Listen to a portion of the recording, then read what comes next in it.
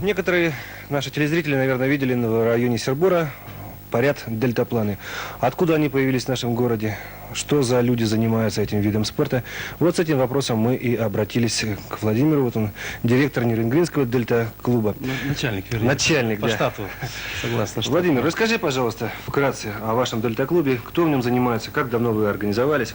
Ну, дельта-клуб, он организован довольно-таки давно уже, ну, судя по всему. Значит, 82 года тут, значит, появились энтузиасты.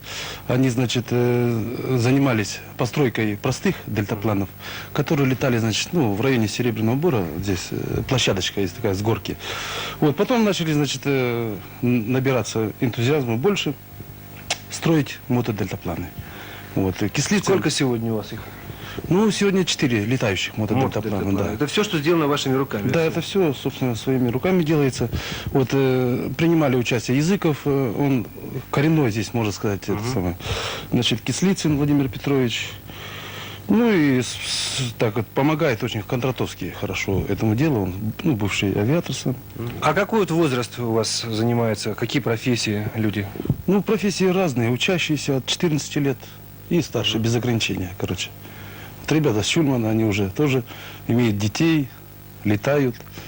В общем, довольно-таки обширный народ. Ну вот этот модель Так. у вас самая последняя, что вы изготовили? Да, это самая последняя модель. А что она в из себя общем-то. представляет? Ну, это двухместный мотодельтаплан. Вот. Значит, характеристики у него ни с каким летательным аппаратом не сравнить. То есть взлетная скорость порядка 40 км в час, воздушная. Значит, крейсерская 80 может. А дальность полета? Дальность полета, я вам скажу, 2,5 часа. Это зависит от воздушного потока. Ну, порядка 2,5 часа он может провисеть в воздух. А куда улетит, это уже... Владимир, скажи, вот как сложно научиться управлять таким дельтапланом? Да, в общем-то, несложно. Несложно. Особенно в молодые годы это осваивается очень быстро. Моментально осваивается. А люди старшего поколения, они более так серьезно относятся, менее отчаянные. Но осваивают. Программа, буквально в смысле, небольшая, вот, подготовки для на мотодельтапланы. И вполне нормальный человек может на нем научиться летать. А когда у вас ближайшие полеты намечаются? Ну, значит, завтра у нас Золотинка предстоит, плановые полеты, показательные выступления. Это на дне оленевода, да? День оленевода, да.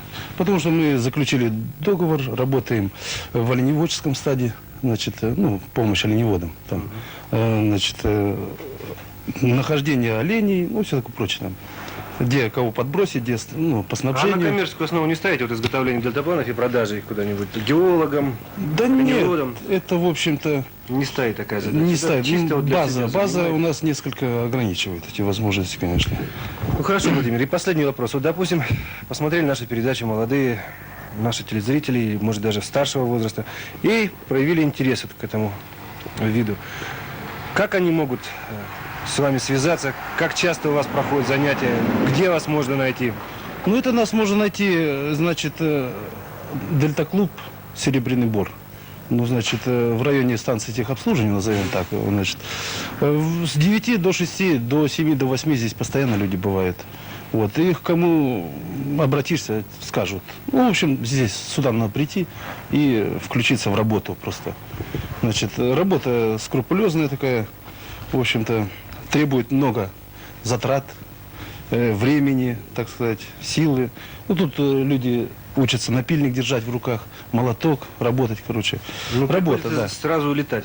Не, сразу летать это, конечно, не получится. Надо программу пройти, значит, подготовки, освоить малые высоты, а потом уже это все это со временем.